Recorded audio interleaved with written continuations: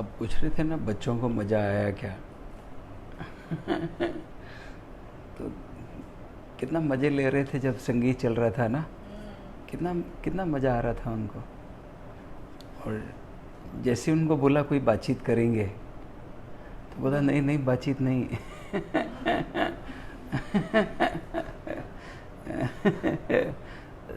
संगीत चाहिए। संगीत में क्यों मज़ा आता है हमको, जब म्यूज़िक सुनते हैं ना कितना मज़ा आता है। या जहाँ भी कहाँ पे हमको मज़ा आता है ना, वहाँ पर हमारे विचार गायब हो जाते हैं।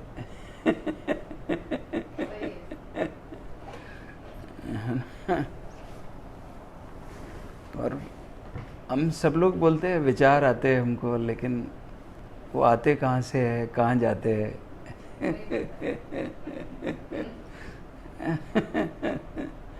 तो मालूम ही नहीं है। उसका पूरा का पूरा जो विज्ञान है ना, वो हमको बिल्कुल भी नहीं मालूम है। और सब लोग जो जिस तरीके से ऑपरेट कर रहे होते हैं अपना जीवन, वैसे ही हम भी ऑपरेट करते हैं। तो सब दुखी ऑपरेट कर रहे होते हैं।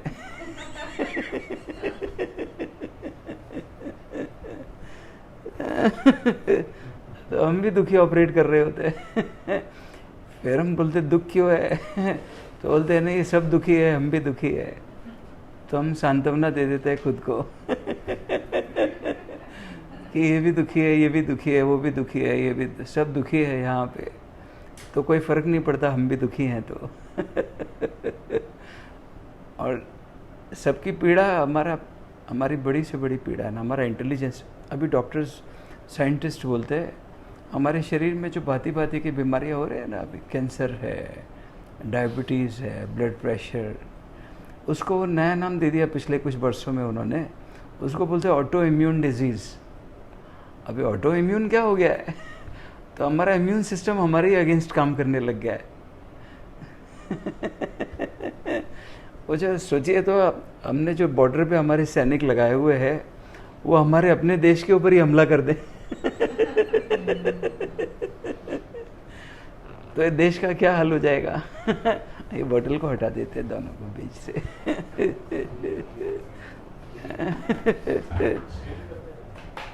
तो हमारे अपने सैनिक ही हमारे अगेंस्ट हो गए।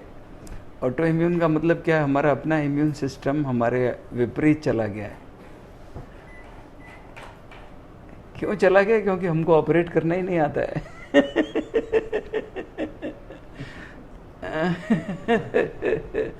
मैं जब स्कूल में पढ़ रहा था तो कंप्यूटर आया था उसी वक्त, एकदम नया है ना। तो उधर लेबोरेटरी में जहाँ कंप्यूटर था, उधर बदमाशी करते थे ना वहाँ। तो कोई भी बटन दबा दिया उसमें, तो स्क्रीन पे लिखा हुआ है स्टॉप इट इडियट।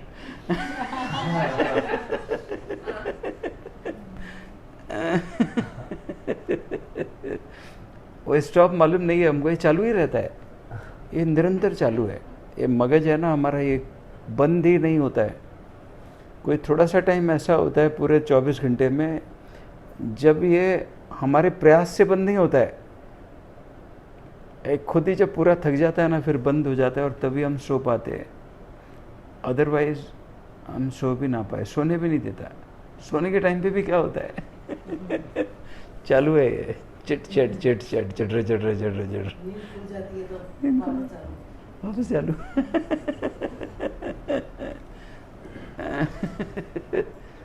पूरा टाइम चालू है।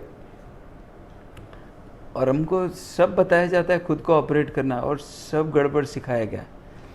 2 दिन पहले हमारे एक परिचित फ्रेंड है, वो चेन्नई में रहते, डीन हैं यूनिवर्सिटी में, डिपार्टमेंट के डीन है, और बड़े ऑर्गेनाइजेशन से उनके साथ में जुड़े हुए हैं।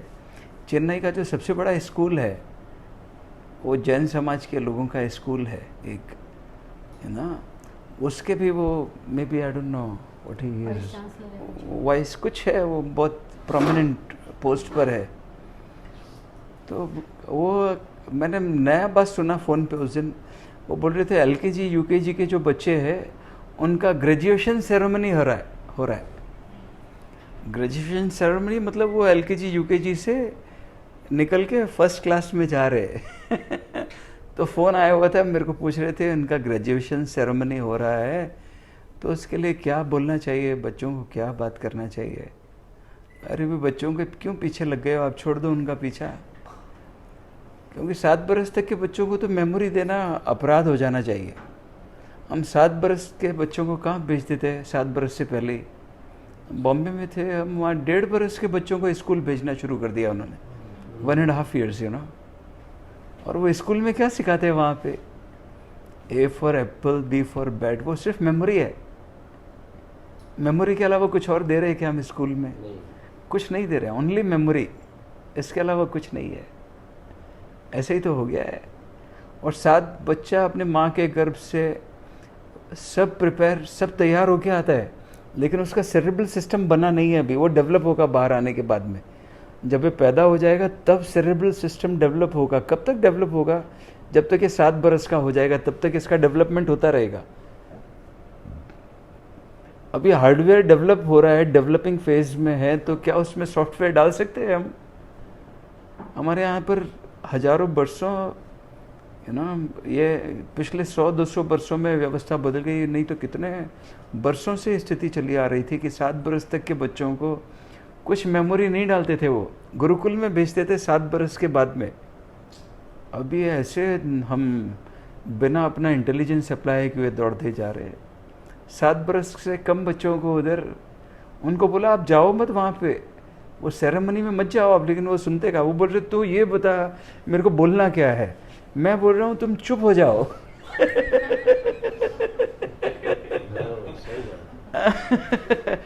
एब्सेंट हो जाओ वहां से। बोले नहीं अभी क्या बोलना है वो बताओ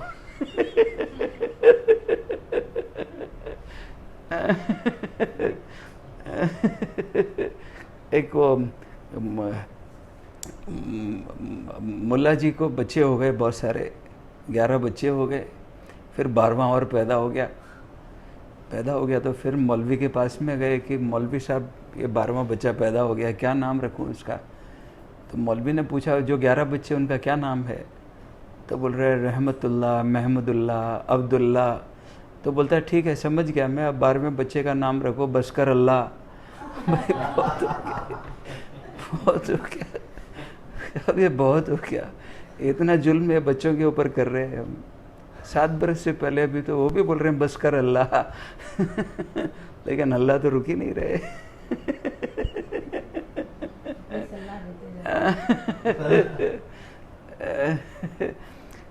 सी। और जो सबसे इम्पोर्टेंट एस्पेक्ट है ना हमारे लाइफ का, वो तो हमको बताया ही नहीं जाता है, इतनी विडंबना है। तो सबसे ज़्यादा इम्पोर्टेंट एस्पेक्ट है हमारी लाइफ के, वो कोई नहीं बता रहा है। न तो परिवार में बता रहे, न जहाँ हम बच्चों को बेचते हैं वहाँ बता रहे, ना समाज में बता रहे, ना देश में बता रहे, कहाँ भी नहीं बता रहे।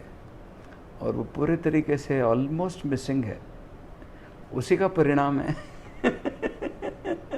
हमको सब ऑपरेट करना आता है, खुद को ऑपरेट करना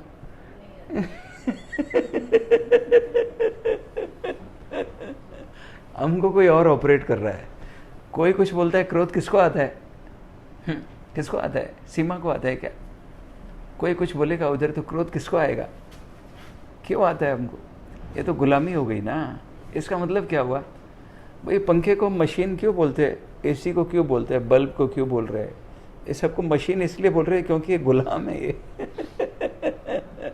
हम बटन दबाते ही चलता है, हम बटन दबाते बंद हो जाता है। ऐसे हमारे बटन है पता नहीं भांति भांति के जगह पर है और सबके पास बटन है एक दूसरे के गुलामी हो गई ना तो गुलाम कैसे खुश रह सकता है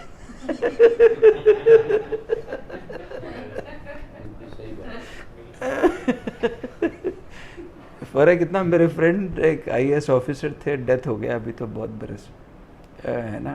तो इसको शराब पीने का शौक है शाम को, और मैं तो नहीं पीता हूँ, बहुत बरस हो गए मेरे को तो। हाँ 20-25 साल हो गए ऑलमोस्ट जब मैंने छोड़ दिया अब ये इसको मेरे साथ दोस्ती हो गई है, तो ये ड्रिंक करता है रोज़ाना, शाम को बुलाता है मेरे को, ड्रिंक करता है अपना, चालू है पियो, मेरे को क्या प्रॉब्लम है यू ना। तो बोलता है देखो मैं उसको पूछता था भाई नौकर है ना वो दो तरीके से होते हैं, एक छोटा नौकर है और एक बड़ा नौकर है। तो छोटे नौकर को बोलते हैं रामू पानी लेकर आना घर में, बड़े नौकर को मिनिस्टर फ़ोन करके बोलता है फाइल लेकर आना। तो कौन सा नौकर होना अच्छा है?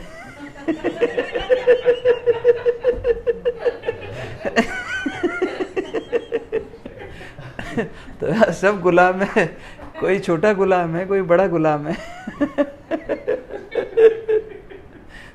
गुलाम कैसे खुश रहेंगे? और मज़ेदार बात क्या है, वो एक गुलाम दूसरे गुलाम को सलाह दे रहा है।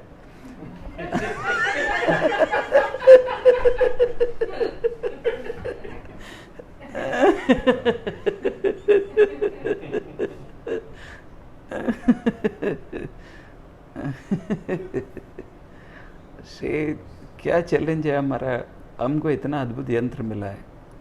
ये पूरा का पूरा जो शरीर है वो हार्डवेयर है, हमारा मन है हमारा सॉफ्टवेयर है, बट वो हार्डवेयर सॉफ्टवेयर को हमको ऑपरेट करना नहीं आता है।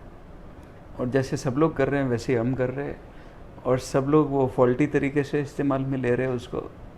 फॉल्ट अगर गड़बड़ तरीके से यूज़ में लेंगे तो दुख आएगा कि मज़े आएंगे? मोबाइल में आपको अगर स्विच ऑन करना है, पावर का बटन दबाएंगे तो ऑन हो जाएगा, ऑन हो जाएगा तो आपको मज़ा आएगा ना। और आप कोई भी बटन दबाएं ऑन नहीं होगा तो आपको क्या होएगा? मज़ा आएगा क्या? बस ऐसे ही सब लोग वो फॉल्टी तरीके से उसको यूज़ में ले रहे हैं, यूज़ में ले रहे तो मज़ा नहीं आ रहा है, मज़ा नहीं आ रहा तो चारों तरफ देखते हैं इसको भी नहीं आ रहा, इसको भी नहीं आ रहा, मेरे को भी नहीं आ रहा, क्या फ़र्क पड़ता है?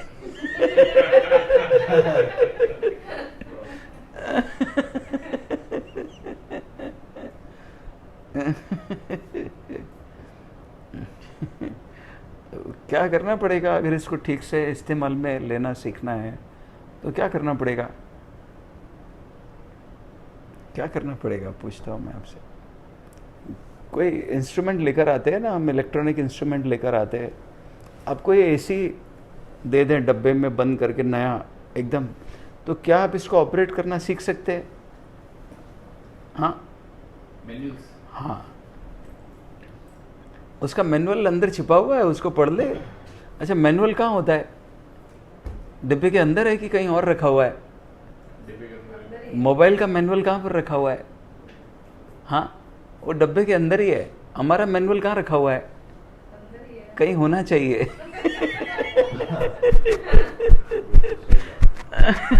हमने सब भांति भांति के मैनुअल पढ़ लिए है, इसीलिए उनको ऑपरेट ठीक से कर पा रहे हैं, ये ना, लेकिन खुद का मैनुअल नहीं पढ़ा है।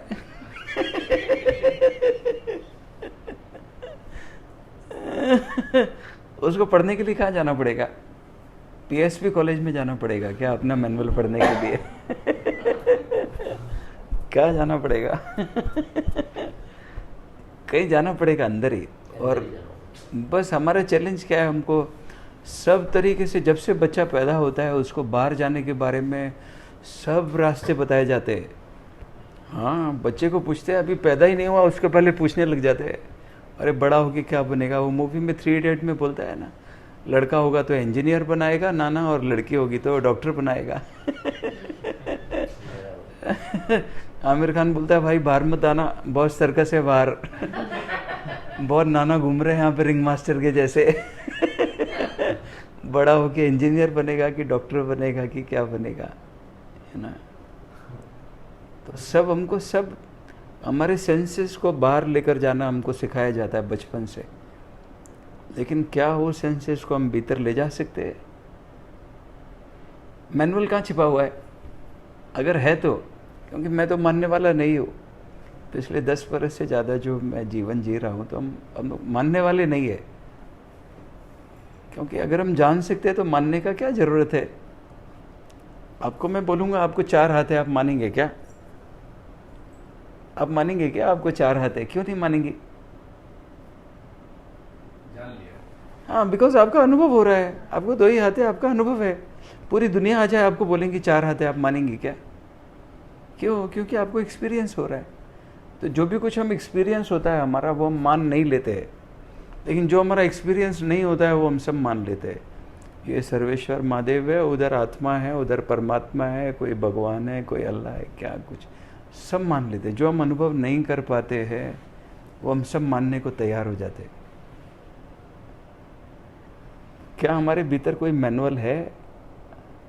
तो कोई प्रयास करके देख ले, अगर मिलेगा तो किसका जीवन अच्छा होएगा? अगर आपके भीतर सीमा का मैनुअल मिल गया तो किसको मजा आएगा? मेरे को आएगा क्या? हाँ।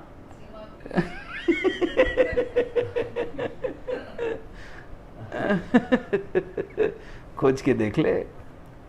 और मेरा अभी तक का ये अनुभव है, पिछले इतने बरसों से हम जगह जगह जाते हैं, ऐसे बकबक करते हैं, है ना, पूरा टाइम में बकबक का प्रोग्राम चालू ही रहता है। कोई लोग जिन्होंने प्रयास किया है तो उनका जीवन बहुत ही अद्भुत है। देखते हैं हम, वो वही नहीं है जो थे 5 बरस पहले, 10 बरस पहले। सोचिए तो, नहीं तो कितना सब चल रहा है बाहर। हम बड़ी अजीब स्थिति है, 15-15, 16-16 साल के बच्चे ड्रग एडिक्ट हो गए हैं। सोचिए तो, 16 साल के बच्चे, 17 साल के बच्चे ड्रग एडिक्ट हो गए। और लड़के नहीं, लड़कियां। हम पिछले दिनों सूरत में थे, वहाँ पर कोई 5 लड़कियां हमको मिलने के लिए आई, 18-19 साल की। एक जैन साध्वी हमारी फ्रेंड है, उन्होंने बुलाया ये लड़कियों के ग्रुप को मिलने के लिए। वो ड्रग एडिक्ट हो गए। सोचिए तो कैसी कैसी परिस्थितियां। सॉरी।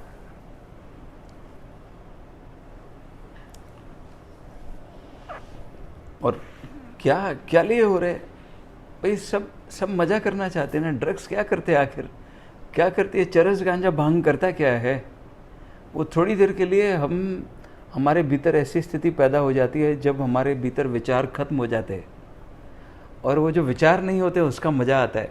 भाई आप गाना सुन रहे थे, क्यों मज़ा आ रहा था आपको? जब आप गाना सुन रही थी तब आपके भीतर विचार बिल्कुल मिनिमम हो गए थे, लोएस्ट लेवल पर। और जितने विचार कम है उतना मज़ा ज़्यादा है। सोचिए तो, वो क्या हो जाते हैं। और सब बोल रहे हैं नहीं पियो, मत करो, मत करो, मत करो। हमारा एक फ्रेंड है, जब कुछ लगभग 2 बरस पहले मेरे को मिलने के लिए आया, पहली बार जयपुर में था मैं उस वक्त। कहाँ से उसको मालूम चला? गंगानगर से ड्राइव करके आ गए भाई साहब, है ना। तो वो जब मिलने के लिए आए थे तब भी पूरा ड्रिंक किए हुए था। ही वॉज ड्रंक, है ना, लोडेड, फुल्ली लोडेड।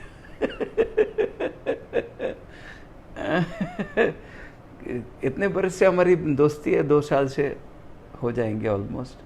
हमने तो नहीं बोला उसको तुम मत पी, मत कर, क्या कर। I never said. हमने बोला तुम अपना मैनुअल खोजना शुरू कर दो अंदर। तो उसको 1.5 साल के बाद में ये बात समझ में आई कि हाँ, कोई मैनुअल होना चाहिए छिपा हुआ। फिर मैसेज आया, क्या करूँ। अभी क्या हुआ, ये विधानसभा के चुनाव थे ना, तो ये पॉलिटिशियन है, वो एक्सपेक्ट कर रहा था कि उसको टिकट मिलेगा एक पार्टी की तरफ से। टिकट नहीं दिया तो ये परेशान था बहुत, है ना।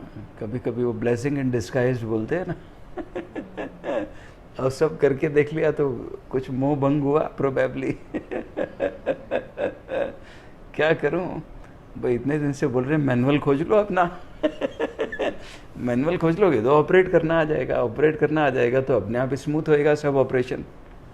एकदम सिंपल है ना। आपको टेम्परेचर कम करना हो एसी का और हाई का बटन दबा दो तो क्या होएगा? यहाँ गर्मी होएगी कि सर्दी होएगी, ठंडा होएगा? गर्म हो जाएगा ना। गर्म हो जाएगा तो हम मजे में रहेंगे क्या? फिर तो बाहर ही चले जाएंगे, एसी को क्यों लगाया है? सिंपल बात है ना। फिर थोड़े दिन पहले नवंबर, उसने अपना मैनुअल खोजना शुरू कर दिया।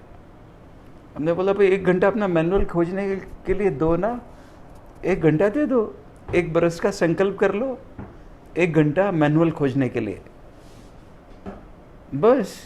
अगर 1 घंटा आपने दे दिया तो आपने अपने जीवन के कितने घंटे दिए? 1 बरस के बाद में कितने घंटे दिए? 365। बस। अब आपके पास में 2 एक्सपीरियंस है, एक 365 घंटे का एक अलग एक्सपीरियंस है, और बाकी जीवन का आपका अलग एक्सपीरियंस है, वो हजारों घंटे है। कैलकुलेट कर लीजिए भाई, 24 multiplied by 365 multiplied by number of days you have lived. It is so simple. उतने हजारों घंटे आपने दिए और ये 365 घंटे दिए, उसमें अगर आपको जीवन में कोई लगे कि हाँ अर्थ हो रहा है, कोई मज़ेदार कुछ हो रहा है हमारे भीतर, तो फिर मैं कितना भी बोलूँगा, आप बंद करेंगे क्या उसको?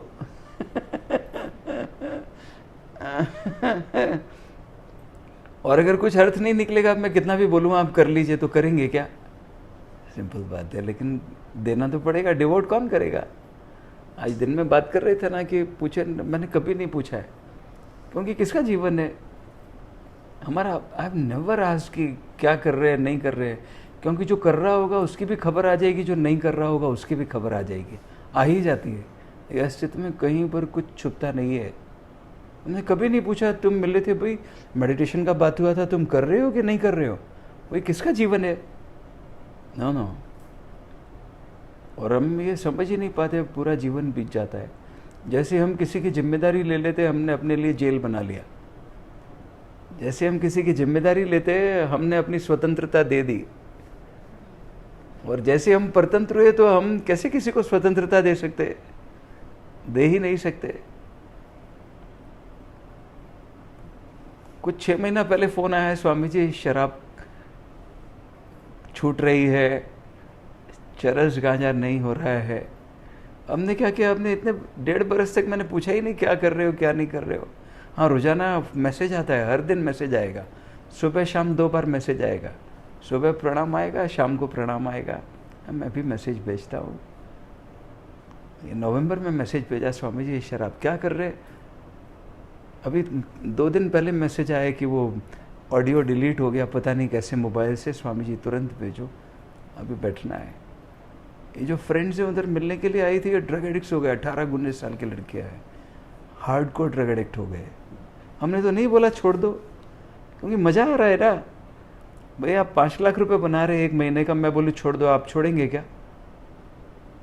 क्योंकि मज़ा आ रहा है ना, आपको 5 लाख का मज़ा आ रहा है। मैं बोलूँ, मैं आपको ऐसा तरीका बता सकता हूँ जब आपको 1 करोड़ मिल सकते हैं। तो जब 1 करोड़ आने लग जाएंगे तो आप क्या करोगे 5 लाख को? हाँ, वो 1 करोड़ का तो ऑप्शन नहीं दे रहे बाहर। वो बोल रहे हैं 5 लाख छोड़ दो, शराब छोड़ दो, सिगरेट छोड़ दो, ये छोड़ दो, चरस छोड़ दो, गांजा छोड़ दो, ड्रग्स छोड़ दो, क्या क्या वो सब बंद करने के लिए कह रहे हैं। ये नहीं करो, ये ठीक नहीं है, ये नहीं करो। तो क्या करे? वो ऑप्शन तो मालूम नहीं है। ना, ये जो हमारी फ्रेंड है अभी फाइट कर रही है पिछले कुछ समय से वो विड्रॉल सिम्टम्स से। क्योंकि वो हर एक मॉलिक्यूल में चला गया ना, वो तो हर एक एटम में चला गया। फाइट कर रही है, बट ये जूझ रहे और मज़ा आ रहा है उनको, जीवन में पुल भी कर रहा है ना कुछ।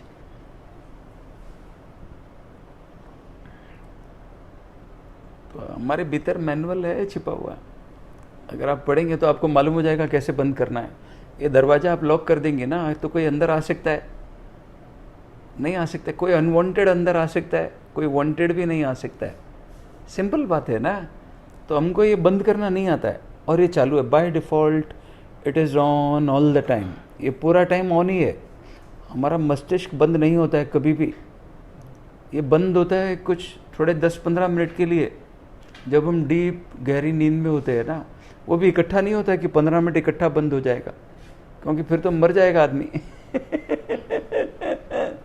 थोड़ा कुछ मिनट, कुछ सेकंड्स ऐसे करके कुछ 15 मिनट होते हैं। साइंटिस्ट ये बोलते हैं, जो नींद के ऊपर काम करते हैं डॉक्टर्स, वो बोलते हैं 15 मिनट के लिए आदमी मर जाता है। कहाँ जाता है मालूम नहीं चलता है, क्योंकि इसके सारे सिम्टम्स जो हैं वो वही हो जाते हैं जो एक मरे हुए आदमी के होते हैं।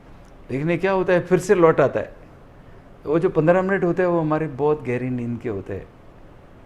वो 15 मिनट में हम पूरे रिवाइव हो जाते हैं। और वो 15 मिनट रिवाइवल का क्या मतलब है? वो 15 मिनट अभी हमारा ये जो एक केंद्र है ना, ये पूरा सिस्टम है, ये शांत हो गया अभी। नहीं है, किसी का डेथ हो जाते तो बोलते हैं ना, अरे ये शांत हो गया है। कितना झूठी बात बोलते हैं। पूरा जीवन भर शांत नहीं हुए ये।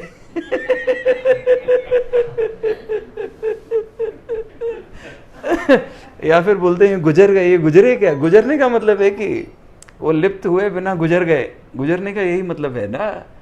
हाँ, मरने के बाद में बोलते हैं ये गुजर गए, ये गुजर गए।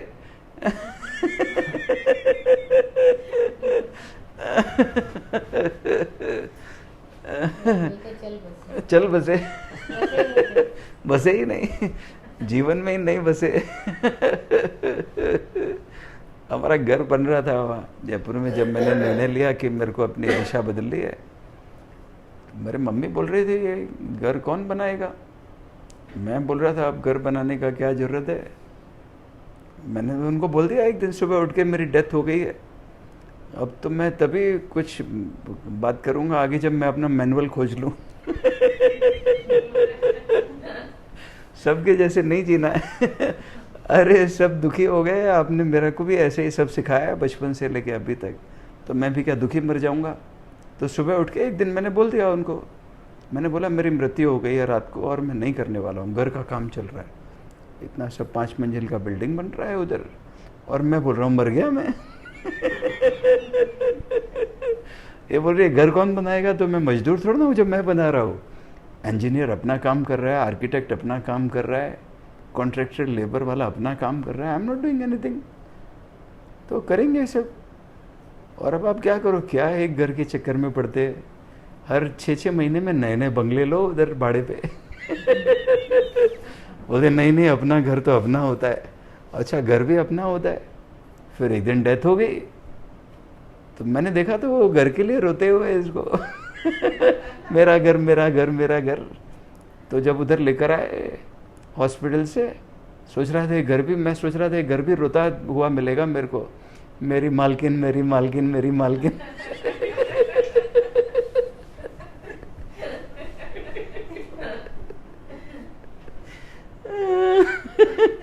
घर ने तो एक आंसू भी नहीं बहाया। वो खड़ा हुआ है, वो तो ऐसे ही सीना तान के, पता नहीं कितने मालिक आ गए।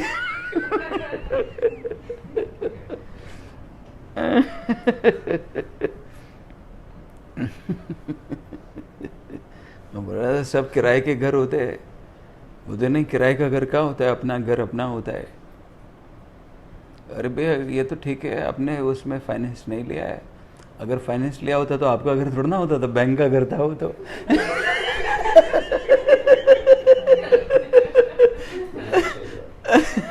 आप सोच रहे हो आपका घर है, बैंक वाले को मालूम है मेरा घर है ये। तो जिसका बैंक है उसको मालूम है घर किसका है। बाकी सब सोच रहे हमारा घर हमारा घर। से वो मैनुअल नहीं पढ़ा है ना।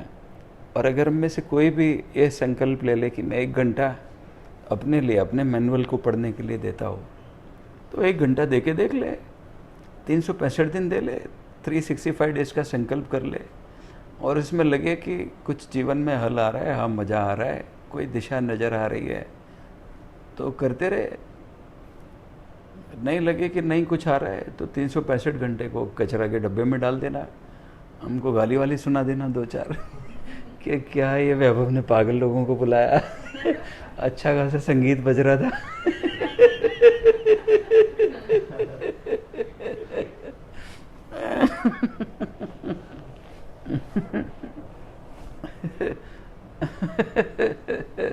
देखिए अस्तित्व के खेल अनूठे है ना। हम हमारा कोई दिन प्रोग्राम्ड नहीं होता है, वी डोंट प्रोग्राम। और जो भी लोग हमारे साथ में एसोसिएटेड है उनको मालूम है कि अनलेस वो हो ही नहीं जाए तब तक उसको बस मानना चाहिए ये प्रोसेस है। कल हमने फ़ोन कर दिया था रास्ते में कहाँ पर आ रहे है ना, शिवगंज में, उधर वो वेट कर रहे थे क्योंकि हमने बोला था हम रात को शायद वहाँ पर स्टे करेंगे। पाली में बोल दिया था कि आ रहे। सोजत में बोल दिया था आ रहे, या नहीं, क्योंकि जाते तो सब उधर सब फ्रेंड्स है जगह जगह। तो अजमेर में हम पहुंच गए, अजमेर से आगे पहुंच गए थे ब्यावर वाले रास्ते पे, फिर वापस यू टर्न लिया, नसीराबाद वाला रास्ता पकड़ा। फिर जब नसीराबाद वाला रास्ता पकड़ा तो अब विजयनगर आता है रास्ते में, तो फ़ोन किया, मेरी कज़न रहती है उधर, मौसी की बेटी, उसकी मदर इन लॉ बहुत बढ़िया बढ़िया अचार बनाती है। उसको पूछा तेरे घर में अचार बना हुआ है, तो बोलते हम बना हुआ है। कौन कौन से अचार है, बोलते कैर का अचार है, इसका अचार है, अभी नया बना है। तो हम आ रहे, रोटी बना के रख, मतलब आ रहे, मतलब आ रहे, आधे घंटे में पहुंच रहे।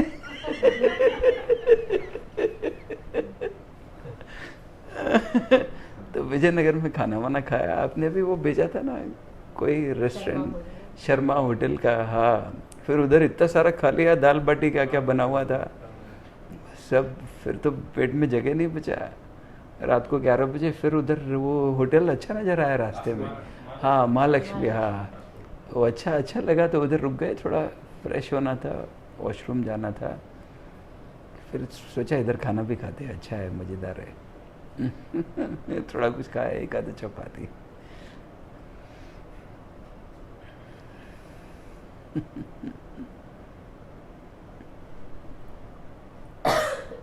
कब बंद करना है मेरे को मुंह आप बता देना, नहीं तो मेरा बकबक चालू है।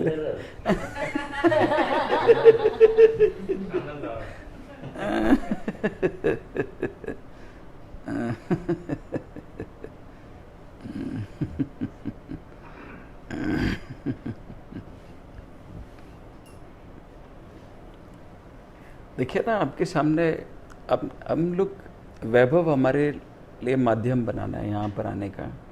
क्यों आपने वैभव को इनवाइट किया है? कोई तो एक तत्व है ना हमारे सबके भीतर है ही एसेंशियली, जो पुल करता है। और वो क्या करता है? वो दुख तो नहीं है, हम दुख को बुलाना चाहते हैं क्या अपने पास? लेकिन शादी सब करते हैं।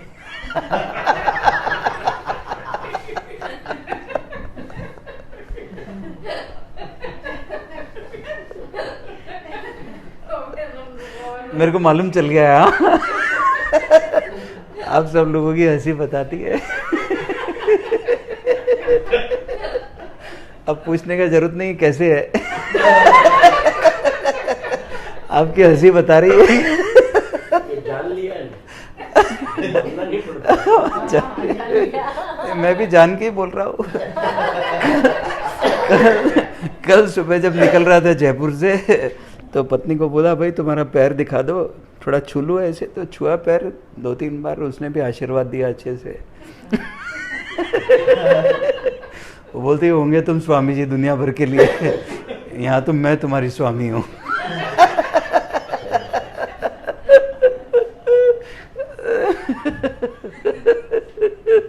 मैनुअल का हिस्सा तो है। मैनुअल का हिस्सा है। कंट्रोल रूम पे रहना, कंट्रोल रूम पे, इसीलिए। हाँ, मेरी शादी जब हुई तो मुँह बोली बहन है, उसने बोला था भाई शादी होने के बाद देखो हस्बैंड है ना हेड ऑफ द फैमिली होता है, हस्बैंड हेड हो जाता है ऐसे, लेकिन जो बीवी होती है ना वो नेक ऑफ द फैमिली होती है, गर्दन के जैसे। ये सर को घुमाता कौन है इधर उधर?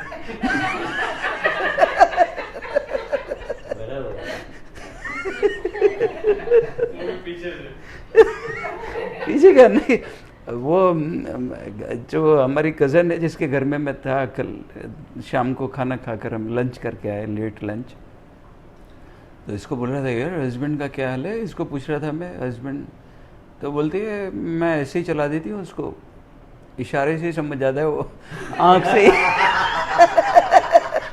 बोलना नहीं पड़ता है।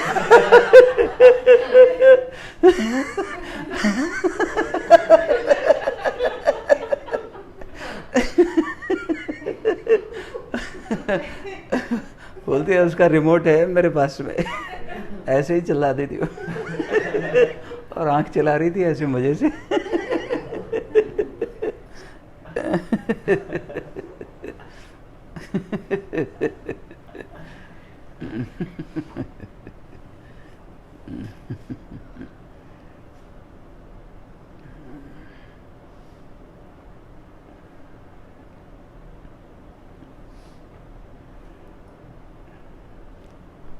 दुख इसलिए है क्योंकि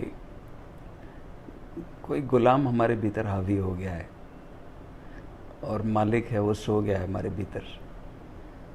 तो 1 घंटे के प्रोसेस में वो मालिक कैसे जागने लग जाए, जो नींद में है तो जागने लगेगा। जब मालिक जागने लगेगा तो उसका मज़ा आएगा। है ना? गुलाम अगर कंट्रोल रखेगा तो वो मालिक को दबोच के रखेगा, तो दुख आएगा उसका। ऐसा ही है ना, अभी गुलाम ने दबोच के रखा हुआ है, गुलाम मालिक बन बैठा है। मालिक नींद में है।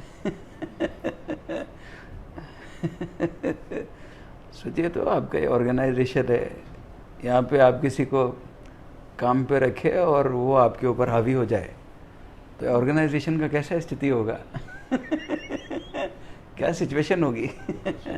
ऐसे हमारे इंडिविजुअल सिचुएशन लगभग सभी के ऐसे है। ये ऑर्गेनाइजेशन का हाल इसलिए अनऑर्गेनाइज्ड है सब। मालिक सोया हुआ है कहाँ पर, और जो नौकर है, जो गुलाम है वो मालिक बन बैठा है। 1 घंटे का प्रोसेस वो मालिक को थोड़ा जगाएगा, थोड़ा कुछ होएगा, उसकी संभावना है, लेकिन कौन करेगा,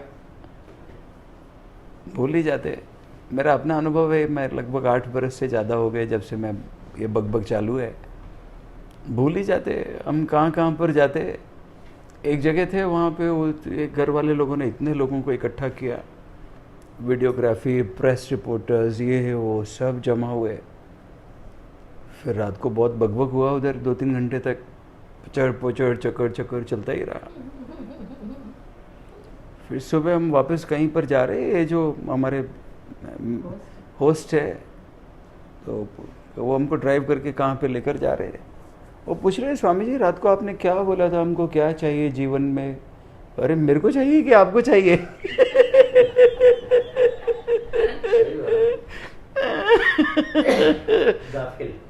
less than 24 hours they forget, भूल ही जाते हैं क्या चाहिए।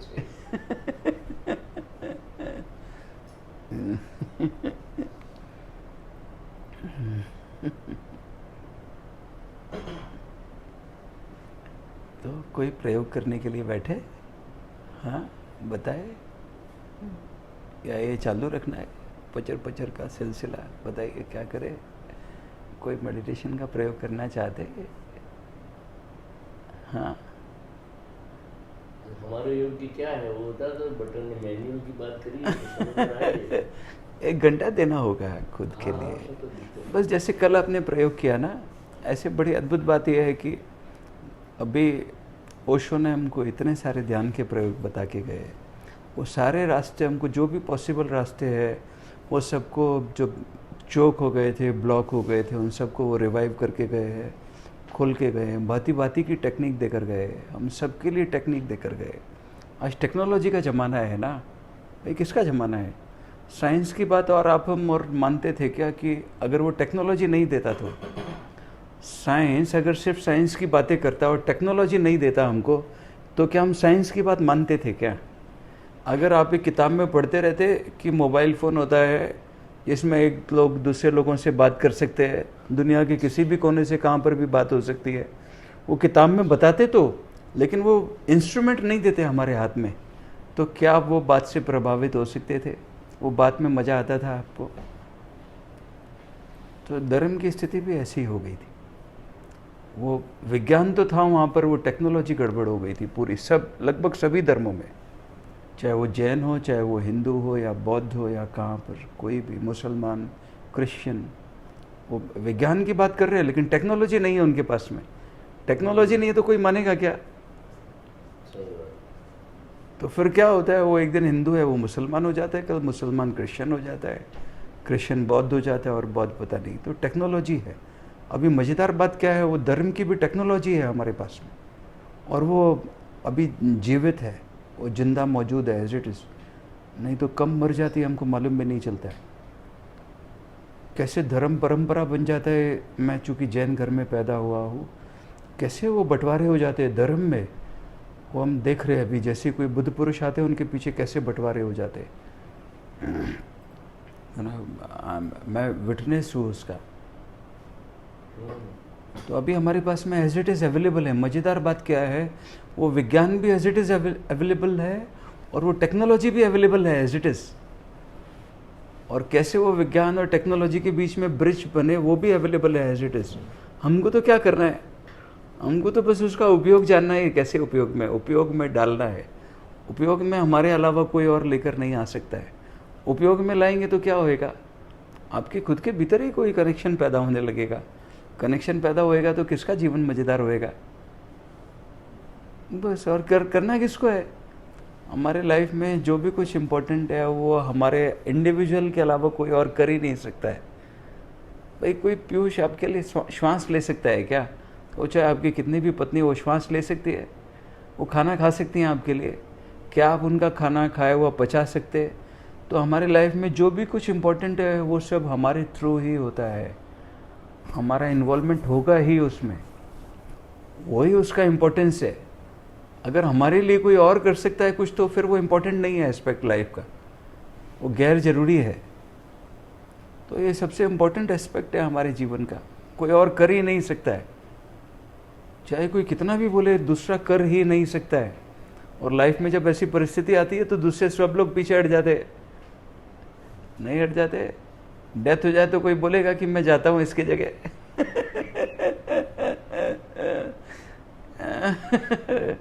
सोचिए तो, कोई नहीं मरता है किसी के लिए, खुद को ही मरना होता है। It's so simple. तो करके देखे, वो इम्पोर्टेंट एस्पेक्ट है मेरे लिए, तो सबसे इम्पोर्टेंट एस्पेक्ट है ना। आपके लिए भी अगर हो जाए तो आपका जीवन मज़ेदार हो सकता है। टाइम डालेंगे, वो आपको डालना होगा। वो सबको बराबर मिला है, वो कमोडिटी सबको बराबर मिली है, किसी को कम ज़्यादा नहीं मिली है। क्यों हम नाम दे रहे, ये सब बुद्ध पुरुषों के मंदिर बनाते जा रहे हैं, मालूम भी नहीं है कृष्ण कब पैदा हुए, 5000 साल पहले हुए कि 10, एग्जैक्ट डेट नहीं मालूम है, बट स्टिल अभी भी वो हमारे भीतर कहाँ पर वो उनकी छाप है। क्यों राम की बात कर रहे हैं हम, क्यों कबीर, गुरु नानक साहब, बुद्ध, महावीर, ओशो, क्यों बात कर रहे हैं हम? कुछ इम्पोर्टेंट किया उन्होंने अपने लाइफ में, कुछ फिनोमिनल किया, और हमको भी वो बता के गए, और अभी मौजूद है, एज इट इज़ मौजूद है। वो साइंस भी मौजूद है, एज इट इज़ टेक्नोलॉजी भी मौजूद है, और दोनों के बीच में जो ब्रिज बनेगी लेबोरेटरी, वो लेबोरेटरी भी मौजूद है। हमको तो सिर्फ खुद को डालने की आवश्यकता है, डालेंगे तो परिणाम आएंगे। कोई पूछेगा परिणाम आते हैं, भाई मैं प्रूफ हूँ।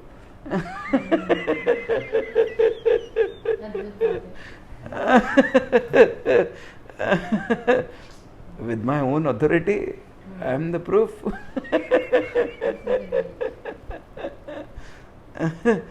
और किसी एक के साथ में हो सकता है तो सबके साथ में हो सकता है, हमारी सबकी पॉसिबिलिटी है। इट इज़ वेरी सिंपल, करना हमको ही होगा।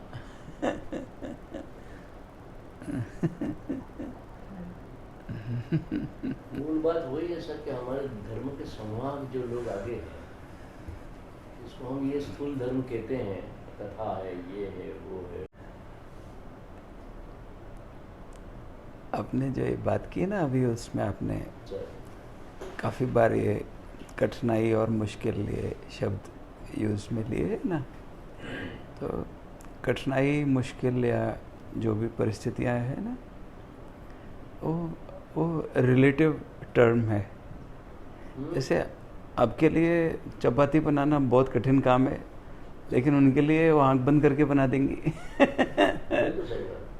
तो चूँकि उन्होंने एक प्रैक्टिस किया है, और वो प्रैक्टिस करते करते उनके जीवन में वही काम जो एक दिन कठिन था आसान हो गया है। तो मेरा अपना जो अनुभव है वो ये है कि अगर कोई पूछे कि सबसे आसान क्या है जीवन में काम, तो एक ही काम सबसे आसान है, बाकी सब काम कठिन है। उसके लिए हमको कोई ना कोई योग्यता चाहिए, कोई ना कोई कुछ दूसरी भी प्री रिक्विजिट्स हैं, उसके लिए कुछ आवश्यकताएं हैं। लेकिन ये हमारा अपना मैनुअल खोजने के लिए कुछ भी प्री रिक्विजिट्स रिक्वायर्ड नहीं है। हम चाहे कोई भी भाषा बोलते हैं, हम चाहे स्त्री है, पुरुष है, हमारे भीतर हजारों तरीके के भेद हो सकते हैं, लेकिन हम अपना मैनुअल खोज सकते हैं नहीं। तो मेरा अपना अनुभव ये है कि वो मैनुअल खोजना ये जीवन के सबसे आसान काम में से एक है, क्योंकि उसके लिए हमको कुछ भी सीखने का, कुछ भी जानने का, कुछ और करने की आवश्यकता ही नहीं है। उसके लिए तो एक ही आवश्यकता है कि हमने जो भी कुछ जाना है, अगर हम उसको भूलने के लिए तैयार हो जाए तो। अब आप ऐसे मत बोलना मैं तुमको भूल रहा हूँ आज से। सही बात है, ऐसे ही मजाक कर रहा हूँ। ऐसे ही। ऐसी चीजें जिसको भूलना चाहिए। हाँ, दूसरा क्या है सब। मैं एक जागृत पुरुष हुए अभी थोड़े समय पहले, उन्होंने शरीर छोड़ा है। गुजरात में एक जगह है माधवपुर, है ना, पोरबंदर के पास में एक जगह है, यहाँ पर स्वामी ब्रह्म वेदांत हुए हैं, बहुत ही अद्भुत। वो बोलते थे कि अगर ये मैनुअल खोजना ऐसे होता कि मैं तुमको ट्रांसफ़र कर सकता था तो मैं ब्लूटूथ और वाईफाई के थ्रू ट्रांसफ़र कर ही देता। तो बोलते ये नॉन ट्रांसफरेबल है लेकिन ट्रांसमिटेबल है, ट्रांसमिट कर सकते हैं। ट्रांसमिशन चालू है तो अगर कोई रिसीवर रिसीव करने के लिए रेडी हो जाए तो वो काम हो सकता है। तो वो ट्रांसमिशन तो वो कर रहे हैं। आपने बोला मैं एक स्वामी जी को मिला था, ये अहमदाबाद में रहते थे, अभी चले गए। तो वो बोले कि मैं कचौरी खा रहा था और वो कचौरी का जो अखबार था ना उसमें ओशो का एक कोई लेख था, और वो लेख पढ़ के मैं आचार्य, तब तो आचार्य रजनीश के नाम से वो प्रसिद्ध हुए, तो मैं आचार्य रजनीश को के तरफ मेरा झुकाव हुआ। लेकिन फिर ये झुकाव जो है वो तो दुश्मनी में बदल गया, क्योंकि वो बातें कर रहे थे जो हमारी बीमारी है उसको दूर करने का उपाय कर रहे थे, और हमको हमारी बीमारी से बड़ा प्रेम होता है। आप बोल रहे थे कि वो कड़वाहट भी अच्छी लगती है। तो वो रिवॉल्वर लेके पहुंच गए कि ये आदमी का मर्डर करना है मेरे को। वो रिवॉल्वर का बोलते हैं, मैंने 3 महीने तक ट्रेनिंग लिया रिवॉल्वर चलाने का, उसका लाइसेंस्ड वो वर्जन लिया रिवॉल्वर का, और मैं मर्डर करने के लिए पहुंच गया वहाँ पर। उन दिनों गीता दर्शन के डिस्कोर्स चलते थे ओशो के अहमदाबाद में, और खचाखच हजारों लोगों की भीड़ होती थी, और जब भीड़ बहुत ज़्यादा हो जाती थी तो वो स्टेज पे भी लोगों को बैठने देते थे। ओशो बोलते थे सबको एकोमोडेट करो कहीं पे भी। उसके बावजूद भी कोई गैलरी में खड़ा है, कोई बालकनी में खड़ा है, कहाँ पर खड़े हैं, तो बोल रहे हैं मैं ओशो के बिल्कुल पास जाके बैठ गया वहीं स्टेज पे, और रिवॉल्वर मेरे अंदर लगी हुई थी कि मैं मारूंगा आज ये आदमी को गोली। लेकिन बोलते हैं गोली वहाँ नहीं लगी, मैं खुद को मार के आ गया।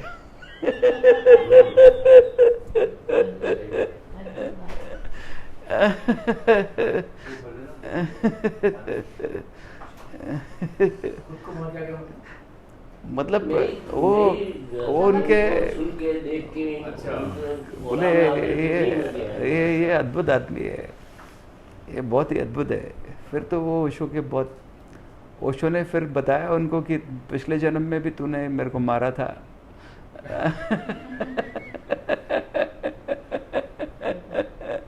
हाँ, ओशो ने स्वामी आनंदगन को बोला था कि पिछले जन्म में भी जो मेरा मर्डर हुआ था वो तूने ही किया था, और वो अभी भी कैरी हो रहा है। ये मर्डर करने के लिए पहुंचा था क्या आदमी। तो वो हमको आसान, वो हमको बता के गए कि इतना आसान है। मैं तो कभी भी नहीं सोच सकता था, इतने एम्बिशंस थे ना हमारे भीतर भी, तो ये करना है वो करना है, दुनिया को जीतना है।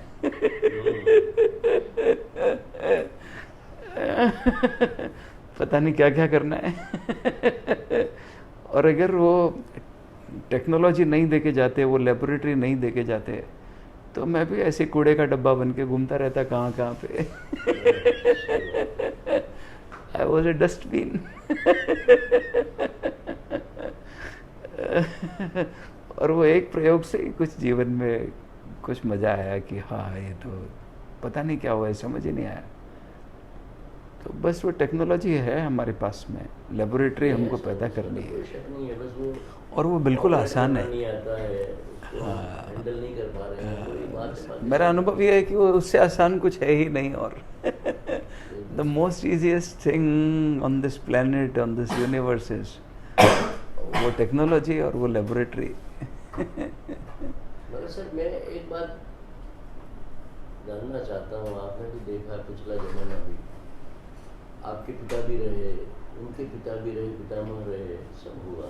कृष्ण की बात भी हम कर लेते हैं। ये जो एपरेटस आज हमारे पास मोबाइल है, ये है वो है, सब देख रहे हैं। कंप्यूटर कभी इस कमरे का जितना था वो आज हमारे हाथ में आ गया, और इसका भी अभी वर्जन सारे बदलने वाला है। ये निरंतर है, क्योंकि विज्ञान तो अपना काम कर रहा है, उसकी प्रयोगशालाएं तो 24 घंटे चल रही है। आने वाले समय के जैसे अभी वो मैंने देखा, वो घड़ी कौन सी है जो आपके स्टेप्स गिनती है, हमको ज़रूरत पड़ेगी अभी तो वो मैं तो मैं उसके अंदर देख रहा था। तो शायद अब बाहर की किसी चीज़ की ज़रूरत, इवन देन मोबाइल से भी आप उसको कनेक्ट कर दो ब्लूटूथ से, तो मुझे इस डिब्बे को लेके घूमने की भी ज़रूरत नहीं है, मैं उसी घड़ी से बात कर सकता हूँ। तो वर्जन तो बदलते जा रहे हैं, ये और कितने मिनिमाइज होंगे, कितने माइक्रो हो जाएंगे, ये नहीं कह सकते हैं अपन। मगर मैं फिर कहना इसलिए चाहता हूँ सर कि जानना ही चाहता हूँ। और वो ये ओशो को मैंने एक जगह पढ़ा था, उन्होंने कहा कि जो वेव्स चल रही हैं ब्रह्मांडीय, वो इतनी सक्षम है, अभी भी आपको स्थूल रूप में मिल रही है, स्थूल, क्योंकि हम जान नहीं रहे, जिसको मनोनाड़ियाँ बोल रहे हैं, जिनको टेलीपैथी कहते हैं, ये तो अभी भी है, चल रहा है ना पूरे ब्रह्मांड में। तो ये फोन और ये वो उस टेलीपैथी का ही एक स्थूल रूप है, हम उस टेक्निक को नहीं समझ पा रहे हैं जो निरंतर चल रही है। जैसे एक प्रयोग बताया था ओशो ने, तो बहुत साधारण है, जो साधारण आदमी के लिए हो सकता है कि भाई आप अपनी प्रॉब्लम्स जो है वो रात को अपने आप को सौंप करके सो जाइए और आपको उसका हल मिल जाएगा। अब ये क्या क्या कनेक्शन है ये तो नहीं जानता हूँ मैं, मगर हाँ मेरा कई ऐसे प्रश्नों को मैंने छोड़ा और उसके उत्तर आए। वो उत्तर परफेक्ट है नहीं है, मगर मैं संतुष्ट हूँ कि मैं जो चाहता था वो उत्तर मुझे मिला। और मिलने के लिए भी कोई तीसरा आदमी नहीं आया, मेरे ही अंदर से, आपने कहा ना कि अंदर की यात्रा। तो वो जो हमारे यहाँ पर भी क्या बुजुर्ग लोग कहा करते थे, जब घड़ियाँ नहीं होती थी, अलार्म्स नहीं होते थे, तो वो ये कहते थे कि अपने तकिए को कह के सो जा, मुझे सुबह 4 बजे उठा देना है। और बड़े आश्चर्यजनक रूप से वो 4 बजे उठ भी जाता था। ये क्या सिस्टम है? इन सिस्टमों को तो उन लोगों ने पकड़ा है, हमारे ज्ञान में अभी वो नहीं आया है। कुछ मामला है जो आप स्वयं से कह करके जो सो रहे हैं, तो आपका इनर आपको उस जवाब को लेकर के आता है, या आपको तो ये जो सिस्टम है, इसको समझने के लिए तो वो बुद्ध पुरुष तो निकल गए, इन्होंने जान लिया था सब कुछ भी, और हम न जान पाए हैं न मान पाए हैं। ये बड़ी, इसलिए जा रहा हूँ मैं मंगलवार को हनुमान जी, कि मुझे एक उस सिस्टम के अंदर डाल दिया है कि तुझे शनिवार को हनुमान जी को मानना है, सोमवार को तेरे को महादेव जी को मानना है, ठीक है, माता जी को मानना है। तो ये जो मानने की प्रक्रिया में जो फंसा हुआ आदमी है, वो अब आपके जानने की जो टैक्टिस है, मानना तो बहुत आसान है, मुझे क्या तकलीफ है, अगर मेरे को जाना है हनुमान जी तो मैं जाऊंगा, शनिवार को तो नमस्कार कर लूंगा। मगर मेरा एक बात और मानना है सर, कि ये विश्वास, बिलीव जो है, जो बहुत इनर जाकर के आपके अंदर बैठ गया है, शायद वो भी बड़ा काम तो करता है। उसको मैं चमत्कार नहीं कहता हूँ, कोई मिरेकल नहीं है, मगर एक बात जरूर है कि अगर बिलीव है आपको फिर अंदर तक श्रद्धा, और श्रद्धा के ऊपर तो ओशो ने बड़ा जोर दिया कि आप का विश्वास बड़ा काम करता है। ओशो ने भी इस चीज को कहीं न कहीं किया, वो मुझे याद तो रहता नहीं है सर, कोई किताब तो, मगर ये जरूर कहा कि आप स्वयं के डॉक्टर भी हैं, आप चाहें तो वो बीमारी को भी दूर कर सकते हैं। तो ये टेक्निक वाली जो आप बात कह रहे हो कि वो समझना बहुत ज़रूरी है, और वो गुरु मिल जाए तो फिर अद्भुत ही है। वो लोग भी ओशो के सानिध्य में जो रहे थे, उन लोगों ने तो शायद पाया भी होगा, हमने तो केवल पढ़ा है उसको। तो पढ़ना पर्याप्त नहीं मानता हूँ मैं सर, और वो भी उन्होंने भी कहा है कि तुम पढ़ करके तो कुछ भी हासिल मुझे नहीं कर पाओगे।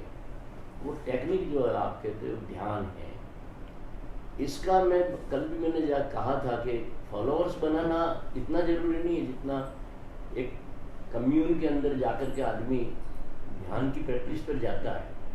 अब ये जो हमारे है पीयूष, ये इसकी जिज्ञासा है, वो भटकता है हर जगह, जहाँ जाना पड़ता है वो जानता है कि उसको कुछ नया मिल जाए, तो नए नए ध्यान के प्रयोग वगैरह हैं। तो ये अंदर की जो कमी है हमारे में, जो इच्छाएं हैं, वो हमें ऐसा कहीं पर भी नहीं दिखाई दे रहा। न धर्म क्षेत्र में दिखाई दे रहा है, न कर्म क्षेत्र के अंदर हमारे पास कोई ऐसी गाइडेंस है। बस ये डिग्री लेकर के निकला बच्चा तो उसका ऑप्शन तो नौकरी है। हम यहाँ पर भी अधूरापन लेकर के घूम रहे हैं। ये भी अच्छा चाहता है कि हम बच्चों को बहुत अच्छा दे दें, सिलेबस से इतर कुछ दे दें, मगर वो भी तो अपनी लिमिटेशन है सर, 12 घंटे का ही काम है वो भी। तो ये जो चीज़ें हैं सर, वो हम जरूर चाहते हैं कि हम, मेरे अंदर भी एक बहुत लंबे समय से एक फीलिंग था कि एक ध्यान का स्थान ऐसा जरूर हो कि जो भी बच्चे चाहते हैं वो कम से कम उस जगह पर जाकर के बैठें। अब उसका औरा क्या हो सकता है, क्या उसका डेवलपमेंट करने का तरीका हो सकता है, क्योंकि हम भी नहीं चाहते हैं कि केवल बच्चा कॉलेज से स्कूल से निकल करके और अपने आप को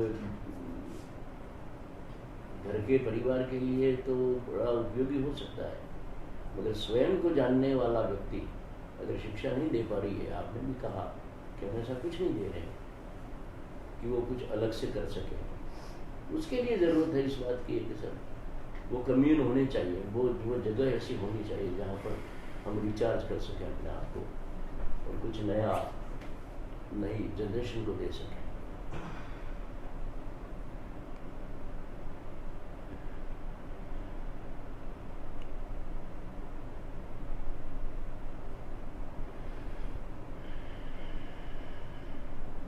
अब थोड़ी देर के लिए इस मौन को मैं तोड़ता हूँ, आपसे ये कह, आपने कहा ना कि बच्चे को 7 साल का डेवलपमेंट, निश्चित रूप से बहुत बजट, मतलब ये बड़ी लॉजिकल बात है सर, इसको अभिभावक नहीं समझ पा रहा, मगर अभिभावक को खराब किसने किया? एजुकेशन की मार्केटिंग करने वाले लोग। उसने LKG UKG जो भी चलाई, उस बच्चे को वहाँ जरूरत नहीं है, ए फॉर एप्पल की अभी जरूरत नहीं है उसको।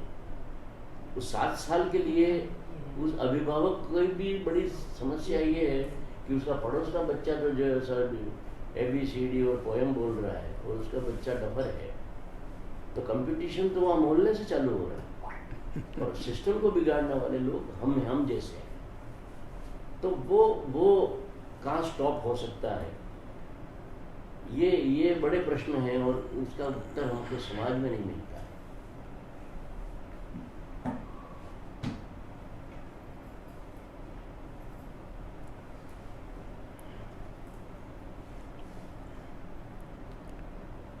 क्या है ना, सबसे पहले तो हम अपना अपना मैनुअल खोजने में निकले। ठीक है बात, सही है। फिर क्या होगा,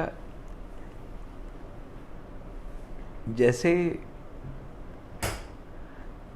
हम में से कोई भी लोग वो दिशा में बढ़ने लगते हैं वास्तविक रूप से, तो उनके जीवन में वो परिस्थिति पैदा होने लगेगी, वो खुशबू आने लगेगी, वो म्यूज़िक उनके भीतर आने लगेगा, बजेगा ही, वो तो बज ही रहा है इनफैक्ट। लेकिन हम अलग हो गए उससे, अभी हम छिटक गए, तो फिर हम जुड़ने लग जाएंगे वो संगीत के साथ में, वो सब परिस्थिति के साथ में।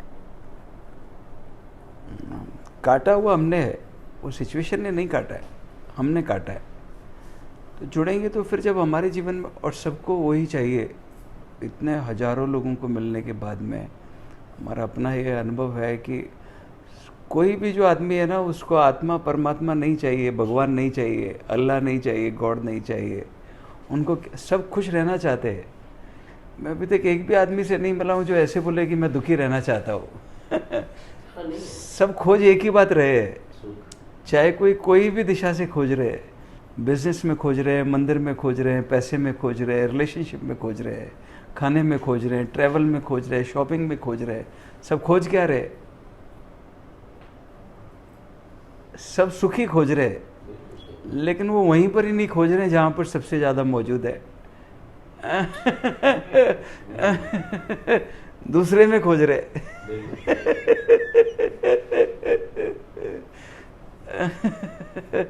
हम लोग कहाँ बॉम्बे में थे, लिफ्ट में जा रहे थे, अभी बड़ी ऊंची ऊंची बिल्डिंग हो गई है बॉम्बे में भी, और वो 3 सेकंड में 4 सेकंड में ये लिफ्ट 100 मंजिल 60 मंजिल पे पहुंचा देती है, इतनी हाई स्पीड एलिवेटर्स हैं वो। और अलग अलग फ्लोर के लिए अलग अलग है।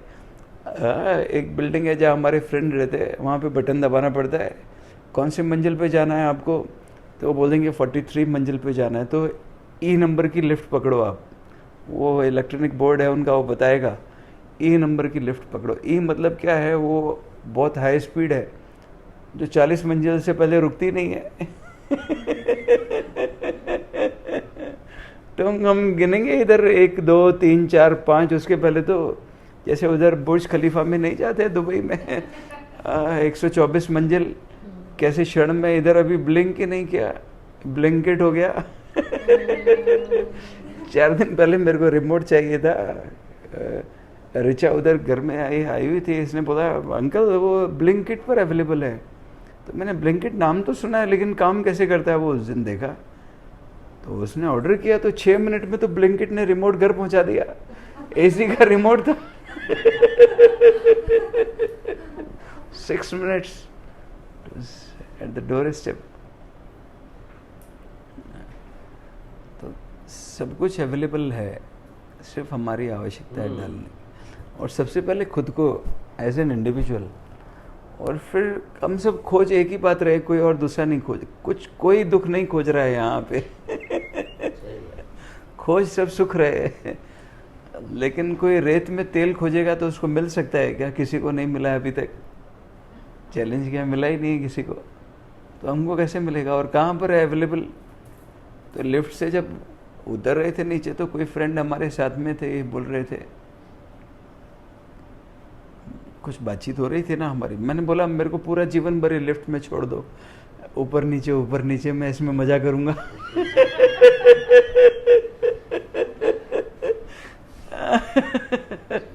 क्योंकि वो मजा किसी गुलामी से नहीं आ रहा है ना, ये करेंगे तो मजा आएगा, ये तो गुलामी हो गई ना। हाँ, पैसे होंगे तो मजा आएगा। मेरा एक फ्रेंड है, मैं बॉम्बे में कहीं पर जा रहा था तो इसका फ़ोन आया बहुत बरसों के बाद में, कितने बरस के बाद में उसका फ़ोन आया। मेरे उसमें से पुराने कॉन्टेक्ट्स तो डिलीट हो गए थे, फ़ोन वगैरह कुछ पता नहीं इतने बरसों में क्या क्या बदले, लेकिन इसका नंबर है ना वो स्पेशल नंबर था। तो मेरे को मालूम था ये तो इस फ़ोन आया और मैं हंस रहा हूँ ज़ोर ज़ोर से, बॉम्बे में ड्राइव कर रहा हूँ, कार से जा रहा हूँ, कहाँ से कहाँ अकेला हूँ। और मैं हंस रहा हूँ ऐसे ज़ोर ज़ोर से।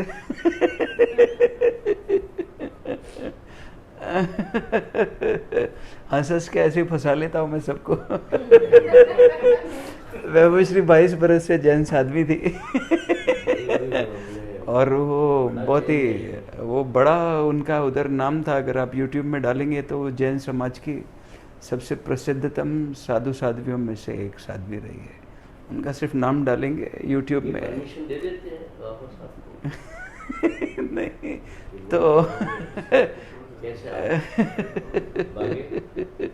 नहीं भागे नहीं, भागे नहीं, जानना चाहता हूँ कैसे निकल आए वहाँ से रास्ता हम भी नहीं जानते जी। जैसे एक बार साध्वी हो ली तो वापस आप मीट करने का क्या तरीका है? नहीं कुछ नहीं, कपड़ा बदल लीजिए। बिल्कुल आसान है। सहमत भी होते हैं क्या? नहीं, जरूरत नहीं है ना, नहीं होते, वो सहमत नहीं होते। वो थोड़ी चाहेंगे कि कोई जाए। हाँ तो वही तो मेरी अपनी क्लैरिटी थी। तो पहली बार जब उनसे बातचीत हुआ तो मैं हंसता ही जा रहा था फ़ोन पे। 15 मिनट तक मैं हंसता ही जा रहा हूँ। हमारे एक फ्रेंड है, उन्होंने फ़ोन लगा के दिया, मेरे को नहीं मालूम है कौन है, उनको नहीं मालूम है कौन है, तो मैंने हंस के ही पटा लिया। तो एक फ्रेंड का फ़ोन आया और मैं हंस रहा हूँ ज़ोर ज़ोर से। ये बोल रहा है जब बहुत देर हो गई तो ये हंस क्यों रहा है, इतना इतना मज़े क्यों कर रहा है? मैं बोल रहा हूँ ये तेरा प्रश्न तो वाजिब है, लेकिन मज़े क्यों कर रहा है वो नहीं बता सकता हूँ। क्या क्या कारण नहीं है फिर भी मैं मज़े कर रहा हूँ वो बता सकता हूँ। तो बोलता है क्या क्या कारण नहीं है बता। उसको बोला भाई मैं अभी किसी भी तरीके के नशे के इम्प्रेशन में नहीं हूँ, न मैंने शराब पी है, न चरस गांजा कुछ अफीम खाया है, कुछ भी नहीं लिया हुआ है। मैंने किसी भी बाहरी इम्प्रेशन में नहीं हो किसी भी तरीके का, लेकिन मज़े कर रहा हो। अच्छा, फिर पूछा दूसरा कारण बताओ। हाँ, तो मैंने बोला पैसे नहीं है मेरे पास में इतने बरसों से, न तो मैंने पैसे कमाए हैं और न मांगे हैं।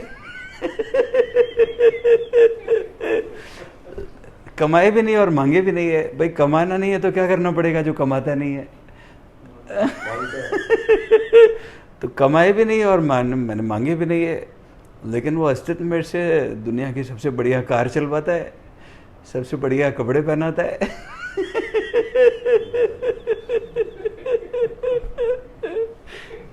लोग हमको पूछते हैं आपकी कार एवरेज कितना देती है।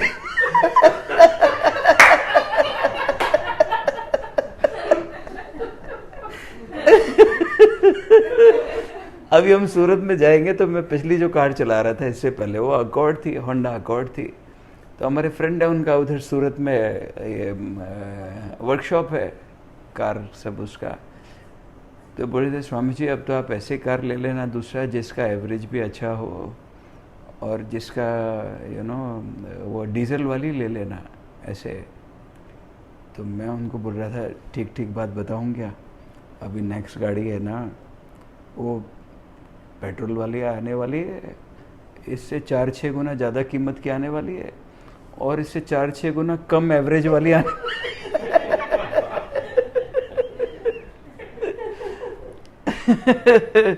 तो ये फ्रेंड पूछ रहा है क्यों मज़ा आ रहा है, बोल रहा हूँ मज़ा क्यों, क्या क्या कारण नहीं है आ रहा है। तो पैसे नहीं है मेरे पास, देख कमाए नहीं है मैंने और मांगे भी नहीं है, लेकिन मैं मज़े कर रहा हूँ। फिर मैं किसी फीमेल के साथ में मेरा अटैचमेंट नहीं है, किसी के साथ में भी मैं अटैच नहीं हूँ। तो ये बोल रहा है तेरे पास में नशा नहीं है, लड़की नहीं है, पैसे नहीं है, फिर तू मज़े कैसे कर रहा है। मैं बोला आए इधर।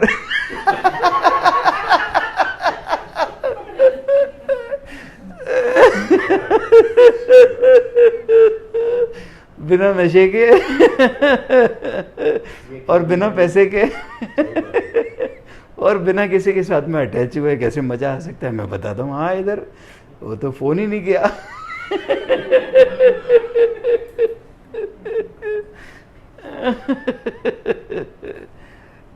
साहस चाहिए ना, कुछ भी नया करने के लिए, डिफरेंट करने के लिए साहस चाहिए ना। साहस तो नहीं होता है, हमको तो सबने भयभीत किया हुआ है, चारों तरफ से भय ही भय का वातावरण है और वो भय से हम ही बाहर निकलने के लिए तैयार नहीं है। तो कृपा करते हैं ओशो के जैसे लोग हमारे जैसे बुद्धुओं के ऊपर मौज का रास्ता बता के जाते हैं।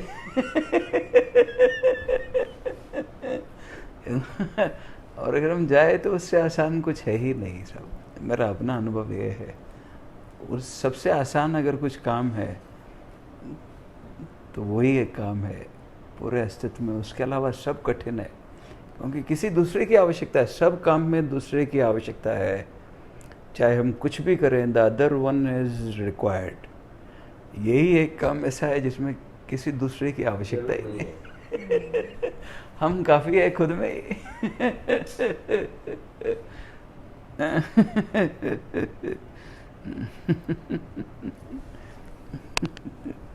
हम्म